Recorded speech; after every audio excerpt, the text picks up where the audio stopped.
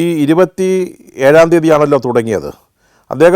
അദ്ദേഹത്തിൻ്റെ ഗ്രാമമായ സിസോളിയിൽ നിന്ന്, അല്ലെങ്കിൽ ഈ മുസാഫർ നഗർ ജില്ലയിൽ നിന്ന് 10,000 കർഷകരോടൊപ്പമാണ് ഈ മീററ്റിലെ സമരവേദിയിലേക്ക് എത്തുന്നത്. ബാക്കിയുള്ളവർ മറ്റു സ്ഥലങ്ങളിൽ നിന്ന് വരാം. ഇദ്ദേഹം ഒരു പ്രകടനമായിട്ട് എത്തുകയാണ്. അപ്പോൾ അതിൻ്റെ തൊട്ട് തലേ ദിവസങ്ങളിൽ 25-ാം തീയതി അദ്ദേഹം ഈ സിസോളിക്കടുത്തുള്ള റമോള എന്ന് പറയുന്ന ഗ്രാമത്തിലായിരുന്നു.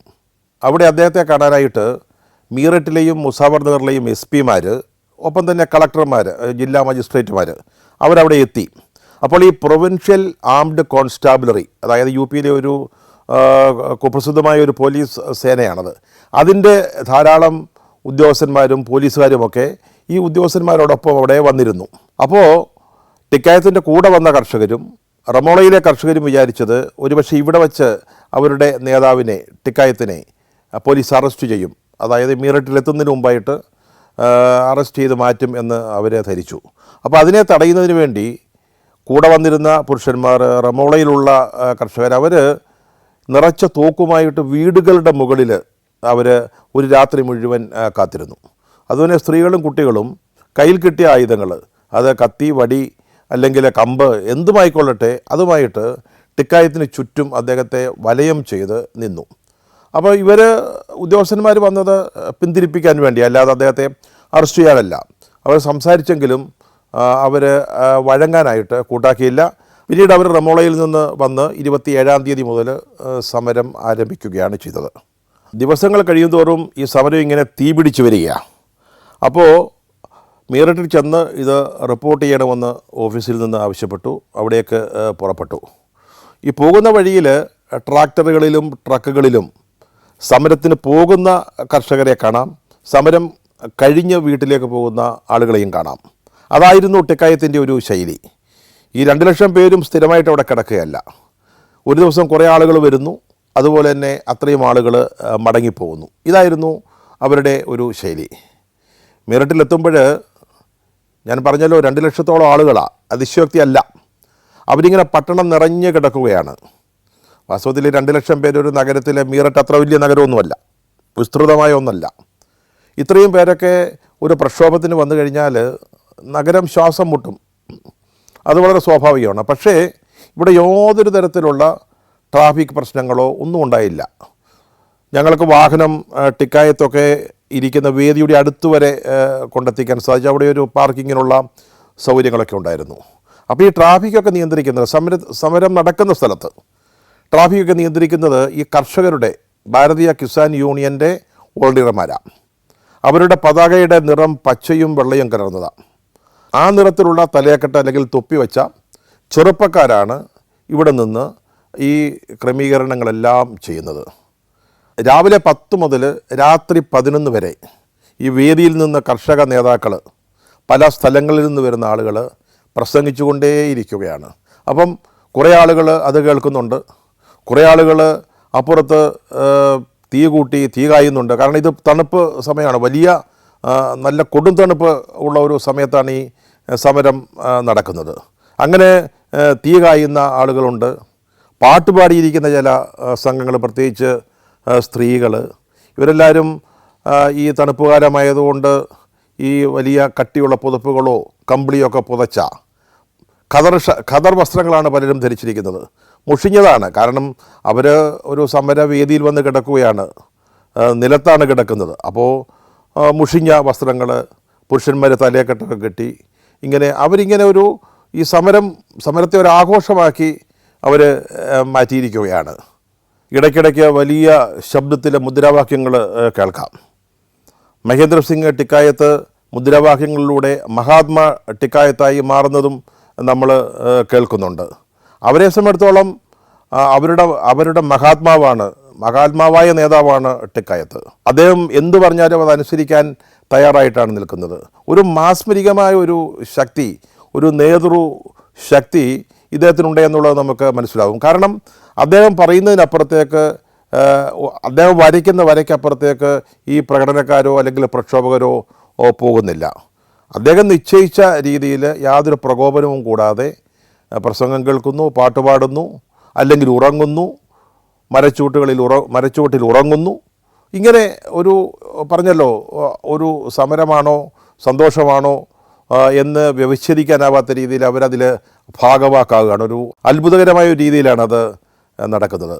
സമരത്തിൽ പങ്കെടുക്കാൻ വന്നവർക്ക് ആവശ്യമായ ഭക്ഷണം ഉണ്ടാക്കുന്ന ഭക്ഷണശാലകൾ പ്രത്യേകം പ്രവർത്തിക്കുന്നുണ്ട്. ചപ്പാത്തി, സബ്ജി അതൊക്കെ തന്നെയാണ് അവരുടെ പ്രധാനപ്പെട്ട ഭക്ഷണം. അപ്പോൾ ഓരോ ദിവസവും സമരരംഗത്തേക്ക് വരുന്ന സ്ത്രീകൾ കൈ നിറയെ ഭക്ഷണ പദാർത്ഥങ്ങളുമായിട്ടാണ് വരുന്നത്.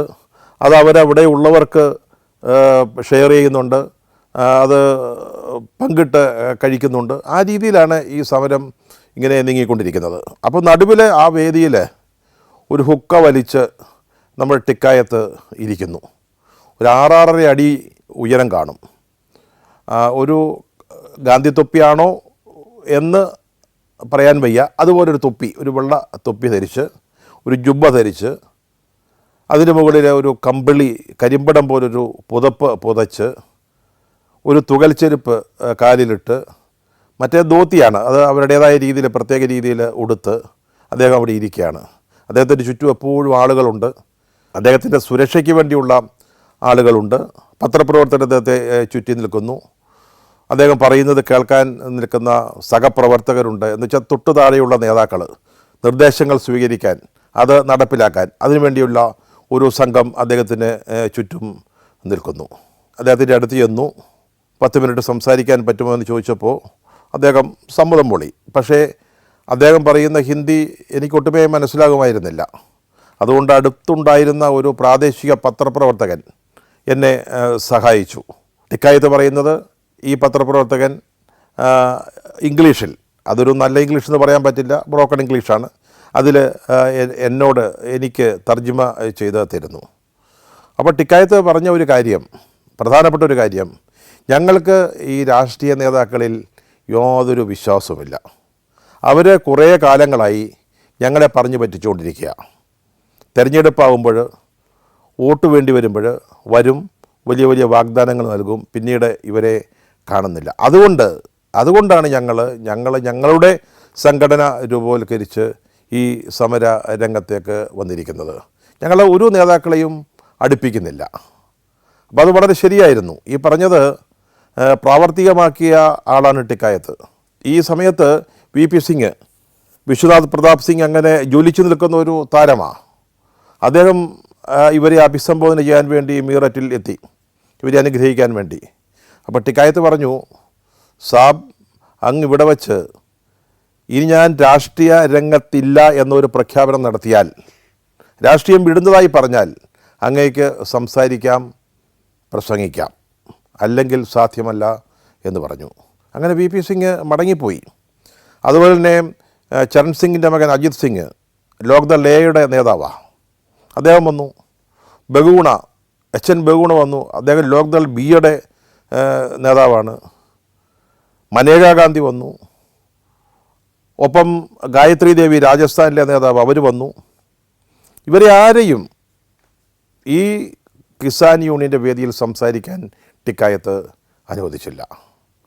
ഒരു DCC സെക്രട്ടറി, അയാൾ കുറച്ച് അംഗരക്ഷകരൊക്കെ കൂടെ ചേർന്ന് വന്ന് വേദിയിലേക്ക് ഇടിച്ചു കയറി. അങ്ങനെ ടിക്കായത്ത് തന്നെ പൊതിരെ തല്ലി പറഞ്ഞു വിട്ടു. ഇതാണ് അദ്ദേഹത്തിൻ്റെ സമരത്തിൻ്റെ രീതി. രാഷ്ട്രീയക്കാരെ ഒഴിവാക്കി നിർത്തിക്കൊണ്ട് കർഷകരുടെ പ്രശ്നം പറയുന്നു, കർഷകർക്ക് വേണ്ടി സമരം ചെയ്യുന്നു. അതായിരുന്നു അദ്ദേഹത്തിൻ്റെ രീതി. നേരത്തെ പറഞ്ഞല്ലോ, ഈ മുദ്രാവാക്യങ്ങൾക്കൊപ്പം പാട്ടുപാടുന്ന സ്ത്രീകളുടെ സംഘങ്ങളുണ്ട്. അതിലൊരു പാട്ട് ഞാനിപ്പോഴും ഓർക്കുന്നുണ്ട്. അതിൻ്റെ തുടക്കം, മേം തുജ്സെ മിൽനെയായി, മേം മദത് കർണയായി. സഹോദര, ഞാൻ അങ്ങയെ കാണാൻ വന്നതാണ്, അങ്ങയെ സഹായിക്കാൻ വന്നതാണ്. അതായിരുന്നു ആ പാട്ടിൻ്റെ അർത്ഥം. ഈ സമരം നടക്കുന്ന സമയത്ത് തണുപ്പ് മൂലം 2 കർഷകർ അവിടെ വെച്ച് മരിച്ചു. അതോടൊപ്പം ഈ സമരത്തിൽ ചേരാൻ വന്നപ്പോൾ ഉണ്ടായ വാഹന അപകടത്തിൽ 2 പേര് മരിച്ചു. അപ്പോൾ ഈ 4 ശവശരീരങ്ങൾ അവർ ഐസിൽ പൊതിഞ്ഞ് ഈ സമരം നടക്കുന്ന സ്ഥലത്ത് തന്നെ ദിവസങ്ങളോളം സൂക്ഷിച്ചു വെച്ചു. അവസാനം അധികൃതർ ഇടപെട്ടു, ഇത് മാറ്റണമെന്ന് പറഞ്ഞു, ഇത് ശരിയാവില്ലെന്ന് പറഞ്ഞു. പക്ഷേ അതിനൊന്നും ടിക്കായത്ത് തയ്യാറായില്ല. ഒടുവിൽ സമ്മർദ്ദം വളരെ വലുതായപ്പോൾ ഈ സമരവേദിയിൽ തന്നെ, സമരം നടക്കുന്ന സ്ഥലത്ത് തന്നെ സംസ്കരിക്കുകയാണ് ഉണ്ടായത്. ഈ ടിക്കായത്ത് ഉക്കയും വലിച്ചങ്ങനെ ഇരിക്കുകയാണെന്ന് പറഞ്ഞല്ലോ. അപ്പോൾ അദ്ദേഹത്തിൻ്റെ വലത്ത് ഭാഗത്തായിട്ടൊരു പാട്ടയിൽ, ഒരു ടിന്നിൽ എന്തോ ഒരു പലഹാരം വെച്ചിട്ടുണ്ട്. അപ്പോൾ വരുന്നവർക്കെല്ലാം അദ്ദേഹം അവിടെ നിന്ന് ഒരു കൈ വാരി കൊടുക്കും, അത് നമ്മൾ കഴിക്കണം. അപ്പോൾ ഈ മൊത്തത്തിലുള്ളൊരു അന്തരീക്ഷം, പൊടി അല്ലെങ്കിൽ മണ്ണുമൊക്കെ പിടിച്ചിരിക്കുന്ന ഒരു അന്തരീക്ഷം. അപ്പോൾ അദ്ദേഹം ഇങ്ങനെ എടുത്ത് ഒരു കൈയിലെടുത്ത് എനിക്കും ഇത് നീട്ടി. ഇത് ഞാൻ ചോദിച്ചപ്പോൾ മനസ്സിലായത് കുമ്പളങ്ങയും പഞ്ചസാരയും ചേർത്തുണ്ടാക്കുന്ന ഒരു പലഹാരം, ഹൽവ പോലൊരു പലഹാരമാണെന്നാണ് പറഞ്ഞത്. അത് സ്വീകരിക്കാൻ മടിയുണ്ടായിരുന്നു. കാരണം മറ്റൊന്നും കൊണ്ടല്ല, അവിടുത്തെ ഒരു ശുചിത്വപരമായ ചുറ്റുപാടുകൾ കണ്ടപ്പോൾ. പക്ഷേ ഇതെങ്ങാനും നിരസിച്ചാൽ, ഞങ്ങളുടെ മഹാത്മാ ടിക്കായത്ത് നൽകുന്ന പലഹാരം നിഷേധിച്ചാൽ ചുറ്റും നിൽക്കുന്ന ആളുകൾ എങ്ങനെ പ്രതികരിക്കും എന്നറിയാമായിരുന്നതുകൊണ്ട് വളരെ സന്തോഷപൂർവ്വം വാങ്ങിച്ച് ഭക്ഷിക്കുകയും ചെയ്തു. വൈകുന്നേരമായപ്പോൾ ഞങ്ങൾ മടങ്ങുക. അപ്പോഴേക്കും ആളുകൾ, ഈ സമരത്തിൽ പങ്കെടുക്കുന്നവർ ഭക്ഷണമൊക്കെ കഴിച്ച് ഒന്നുകിൽ ഒരു കരിമ്പിടത്തിൻ്റെ കീഴിൽ അല്ലെങ്കിൽ ഒരു രജായിയുടെ അടിയിൽ, ഈ തുറന്ന ആകാശത്തിൻ്റെ കീഴിൽ അവർ ഉറങ്ങാനുള്ള ഒരുക്കം ആരംഭിക്കുകയുമാണ്. ആ വർഷം തന്നെ ടിക്കായത്ത് 5 ലക്ഷം കർഷകരെയും കൊണ്ട് ഡൽഹിയിൽ വന്നു. അന്ന് ബോട്ട് ക്ലബ് മൈതാനത്താണ് ഇത്തരത്തിലുള്ള പ്രക്ഷോഭങ്ങൾ നടക്കുന്നത്. വിജയ് ചൗക്ക് മുതൽ ഇന്ത്യ ഗേറ്റ് വരെ അവർ കൈയടക്കിയെന്ന് പറയാം. ഈ സമരം നടത്തുന്നിടത്തൊക്കെ അവർ എല്ലാ സജ്ജീകരണങ്ങളും ഒരുക്കും. ഞാൻ പറഞ്ഞല്ലോ, ഭക്ഷണത്തിന് പ്രത്യേക സ്ഥലമുണ്ട്, അതുപോലെ തന്നെ ശുചിമുറികളുണ്ട്. ഈ മീററ്റിലും അത് വളരെ ഭംഗിയായിട്ട് അവരത് കൈകാര്യം ചെയ്തിരുന്നു.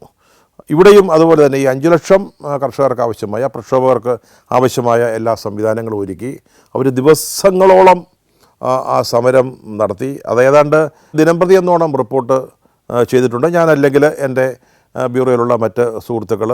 അതൊരു വൻ വിജയമായിരുന്നു. അന്ന് രാജീവ് ഗാന്ധിയാണ് പ്രധാനമന്ത്രി. അപ്പോൾ ഈ കരിമ്പിൻ്റെ വില വർദ്ധിപ്പിച്ചു കൊടുക്കാനായിട്ട് തീരുമാനിച്ചു. അതുപോലെ തന്നെ കർഷകരുടെ ഒരു നിശ്ചിത സംഖ്യ വരെയുള്ള കടം എഴുതിത്തള്ളാനായിട്ടും തീരുമാനിച്ചു. ആ ഒരു സമരം ഒരു വലിയ വിജയമായിരുന്നു. പിന്നീട് 1990-ലും 92-ലും ലക്നൗവിൽ ഇതുപോലുള്ള മാസ് പ്രൊട്ടസ്റ്റ് അദ്ദേഹം സംഘടിപ്പിച്ചിട്ടുണ്ട്. 2008 ബിജ്നോറിൽ നടന്ന ഒരു സമ്മേളനത്തിൽ അന്ന് മുഖ്യമന്ത്രിയായിരുന്ന മായാവതിക്കെതിരെ ടിക്കായത്ത് അപകീർത്തികരമായ എന്തോ പറഞ്ഞു. അത് വലിയൊരു വിവാദ വിഷയമായി. അദ്ദേഹത്തെ അറസ്റ്റ് ചെയ്യാൻ ഗവൺമെൻറ് ഉത്തരവിട്ടു. അന്ന് അറസ്റ്റ് ചെയ്യാൻ വേണ്ടി അദ്ദേഹത്തിൻ്റെ ഗ്രാമത്തിന് ചുറ്റും 6000 സായുധ പോലീസുകാരെ വിന്യസിക്കേണ്ടി വന്നു. 2011 മെയ്യിലാണ് അദ്ദേഹം അന്തരിച്ചത്.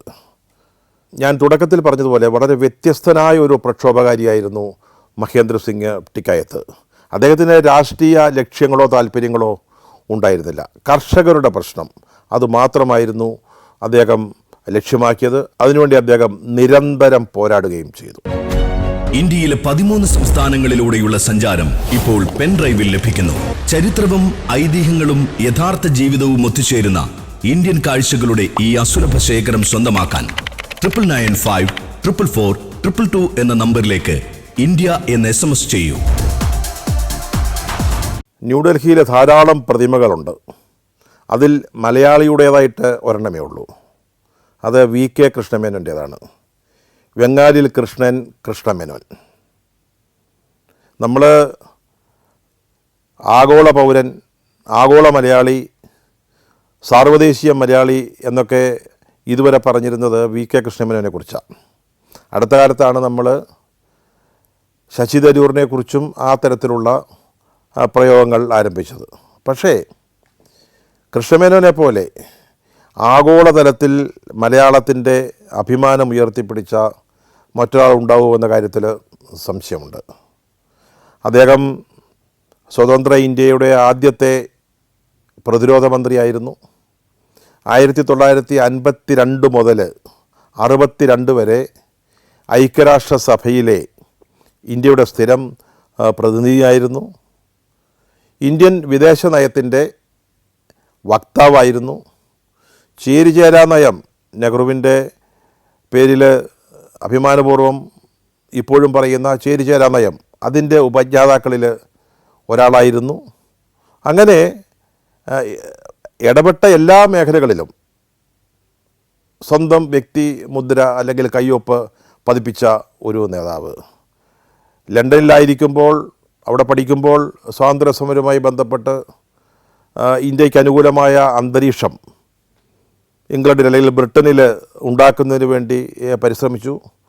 പിന്നീട് നെഹ്റുവിൻ്റെ ഏറ്റവും അടുത്ത ആളായിട്ട് ഇന്ത്യയിലേക്ക് മടങ്ങി വരുന്നു, മന്ത്രിയാവുന്നു, അല്ലെങ്കിൽ ഞാൻ നേരത്തെ പറഞ്ഞതുപോലെ UN-ലെ സ്ഥിരം പ്രതിനിധിയാവുന്നു. അദ്ദേഹം അന്തരിച്ചതിന് ശേഷം അദ്ദേഹത്തിന് ഉചിതമായ ഒരു സ്മാരകം ഡൽഹിയിൽ ഉണ്ടാവണം എന്ന് ഉണ്ടായ ചിന്തയുടെ ഫലമായിട്ടാണ് ഈ പ്രതിമ ഇപ്പോൾ ഇവിടെ സ്ഥാപിച്ചിരിക്കുന്നത്. സേനാഭവൻ്റെ മുന്നിൽ തന്നെയാണ്. അത് വളരെ എന്തുകൊണ്ടും അനുയോജ്യമായൊരു സ്ഥലം. പ്രതിരോധ മന്ത്രിയായിരുന്ന ആളിന് അദ്ദേഹത്തിൻ്റെ പ്രതിമ ഉയർത്തുന്നതിന് അനുയോജ്യമായ ഒരു സ്ഥലം എന്ന നിലയിലാണ് സേനാഭവൻ തിരഞ്ഞെടുത്തത്. ഇതിൻ്റെ പിന്നിൽ പ്രവർത്തിച്ച ഏറ്റവും സജീവമായി നിന്ന വ്യക്തി മാതൃഭൂമിയുടെ ഡൽഹി ബ്യൂറോ ചീഫായിരുന്ന BK മാധവൻകുട്ടിയാണ്. BK മാധവൻകുട്ടിയും കൃഷ്ണമേനോനും തമ്മിൽ വളരെ അനിതര സാധാരണമായ ഒരു സൗഹൃദവും ബന്ധവുമാണ് ഉണ്ടായിരുന്നത്. അദ്ദേഹത്തിൻ്റെ ഏറ്റവും അടുത്ത ആൾക്കാരിൽ ഒരാളായിരുന്നു മാധവൻകുട്ടി. അതുപോലെ തന്നെ ഈ സംരംഭത്തിൽ കൊച്ചിയിലുള്ള ഒരു ഓക്സിജൻ ഉൽപ്പാദന രംഗത്ത് പ്രവർത്തിച്ചിരുന്ന വ്യവസായിയായ ഒരു ശ്രീ ബാലനും അദ്ദേഹത്തോടൊപ്പം ഈ VK കൃഷ്ണമേനോൻ സ്മാരക സമിതിയിൽ ഒരു പ്രധാന ഘടകമായി പ്രവർത്തിച്ചിട്ടുണ്ട്. ഇവർ രണ്ടുപേരും കൃഷ്ണമേനോനുമായി വളരെ അടുപ്പമുള്ള ആളുകളായിരുന്നു. അപ്പോൾ ഈ പ്രതിമ ഉണ്ടാക്കുന്നതിന് വേണ്ടിയുള്ള അതിൻ്റെ ധനസമാഹരണം, സേനാഭവൻ്റെ മുമ്പിൽ അത് സ്ഥാപിക്കാനുള്ള അനുവാദം നേടിയെടുക്കൽ, ഇതിലെല്ലാം മാധവൻകുട്ടിയാണ് മുൻപിൽ നിന്നത്. അദ്ദേഹം ഈ പ്രതിമ നിർമ്മിക്കാനായി കണ്ടെത്തിയത് ഇസ്രയേൽ എന്ന് പറയുന്ന തമിഴ് പശ്ചാത്തലമുള്ള ഒരു ശില്പിയാണ്.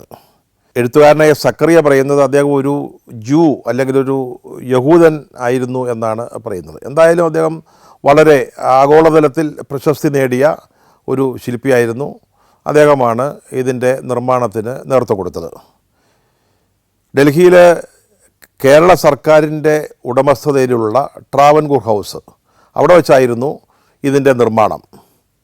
നേരത്തെ തിരുവിതാംകൂറും കൊച്ചിയും നിലവിലുണ്ടായിരുന്നപ്പോൾ, ഈ നാട്ടുരാജ്യങ്ങൾ ഉണ്ടായിരുന്നപ്പോൾ, കൊച്ചി മഹാരാജാവിൻ്റെ ഡൽഹിയിലെ ആസ്ഥാനമായിരുന്നു ഇപ്പോൾ കേരള ഹൗസ് കിടക്കുന്ന സ്ഥലം. അതായത് അശോക റോഡിൽ അല്ലെങ്കിൽ ജന്തർ മന്ദർ റോഡിൻ്റെയും അശോക റോഡിൻ്റെയും മൂലയിലുള്ള കേരള ഹൗസ്.